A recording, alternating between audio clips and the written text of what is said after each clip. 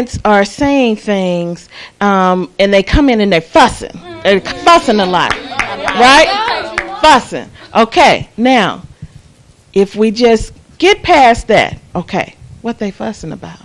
Is it something that we know is our responsibility, but we didn't do it? Sometimes it is. And if it's our responsibility, if one of our responsibilities is to have the kitchen clean, and we go to school, and I'm telling you, I know what it's like to be tired. You go to school, you change your classes, carrying books and all of that kind of drama. You come home, you do your homework, everybody look, and you want to just relax for a minute. Okay, but mama don't always get a chance to relax because we be waiting for her to hit the door. Mama, and give me mama, and mama. And so she comes in, and she's like, I'm broke up. I can't hardly walk through the door, and I got to come in here and look at a dirty dish. But we like this. We like this. So my point is, it's a two-way street. We want to communicate better, but we also want to be respected as responsible young people. If we want the respect, we have to behave in a way that commands that respect. Oh, did I say something? Oh, yeah. Hey.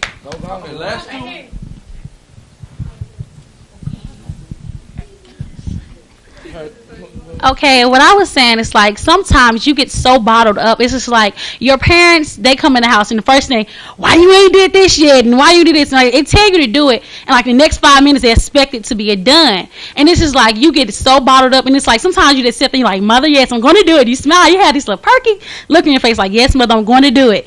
And then like once they get to like angry at you, it's like you be balling it up, and like sometimes you just feel like you have to explode, like Cal said, and just like when you have this so much pressure inside you, it's like you take it on everybody else, including your friends, your teachers. It brings it back to school. Everybody like, why she so mad?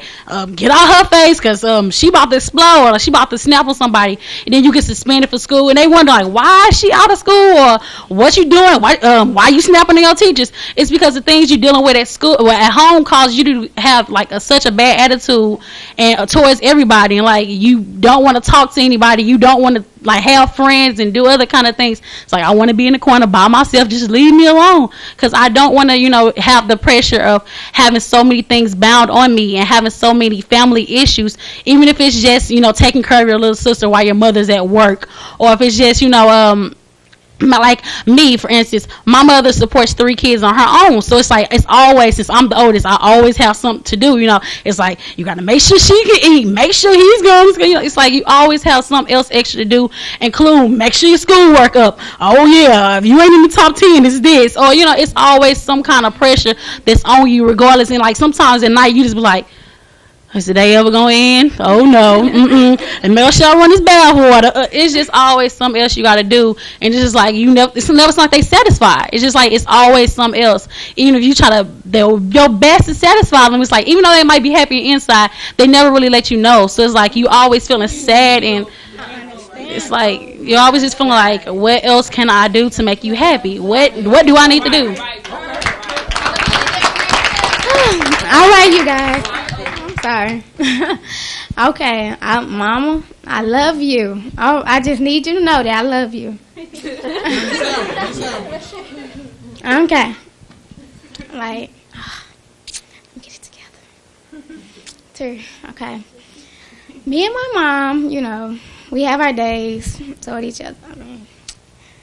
Like, she get home before I do, because I be out library, stays at the library. I get home. It be stuff on the plate. I know my mom have a full plate. And, like, she want to talk to me. But, like, how she come at me when she want to talk. Oh, my God. It's okay. It's all right, baby. Just go take your time. Want to tell the team talk. It's okay. Oh, it's okay, Mom. It's okay.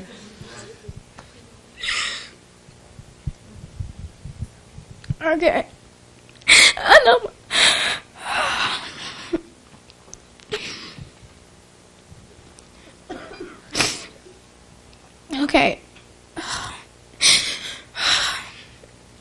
it be like the risk of communication. It's like I ask myself, should I talk to my mom when she want to talk to me? And I'm like, can I talk to my mom? But when I talk to her, it's like when I tell her how I feel, it's like it breaks her down, and it's like she don't like to hear the truth. But instead she asks me, you know, I really want to know how you feel.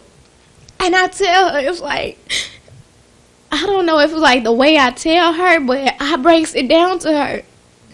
And she be like, well, you forgot something. You forgot. I'm like, Mom, what did I forget? You forgot who takes care of you and all that. I'm like, Mom, I know you take care of me. I know you the mom, you the dad. But it just be times like, Mama, just listen to me. She jumped to conclusion so much. Like, I really be needing someone to talk to. And she don't like, oh my God. I have older sisters. They tell me, well, just listen to what she has to say. I'm like, okay, I listen. I mean, I don't have a light bulb. I mean, what is she trying to say? But I listen. I mean, you know, my AT them tell me, well, you know, y'all the same sign and all that. But I don't even want to hear all that. I do not want to hear all that. But, you know, I love my mama. You know, we working on that because there's been times where she had to put me out the house. I mean, I be having to catch my tongue. I'm sorry. Oh, I'm sorry, Mama. Oh, my God, I'm sorry. You just don't know how sorry I am. But we working on it. I listen to what she have to say. She listens to what I have to say. But then, I mean, it is peer pressure. I have to get up 5:30 in the morning. Every morning, I be at school 6:30 before I be the first one here. Yes. And this is my cousin right here. We be here together. We go through the same stuff. But other than that, life is what you make it. I mean... Thank you, sister. Thank you so much. Let me say to you, Simone, because we're going to wrap, but let me say, I am so glad. I had no idea when I came to East Side that our shows were going to be this deep. I knew they were going to be deep, but I want you all to know, Simone and I and all of the staff here, we're going to do all we can, because right now we see that there are some bitterness build-ups, some anger management, some communication problems, and just give us a chance. We're not here just to be here. We're going to help you find out how to get to that point where you can talk, because we're not going to leave. We're not going to stop Teen Talk until we help you. That's what Teen Talk is about, is helping. And I just want to say, as Simone, I'm going to let her close us out. I just want to say to all of you all, in Teen Talk, I want us to respect each other. I want you to be able to cry. I want you to be able to break. And when people are crying and stuff, I want you all to hand them tissue or say it's okay. It's not a laughing moment. And one thing I can say about all of you are you're very mature. You're very professional.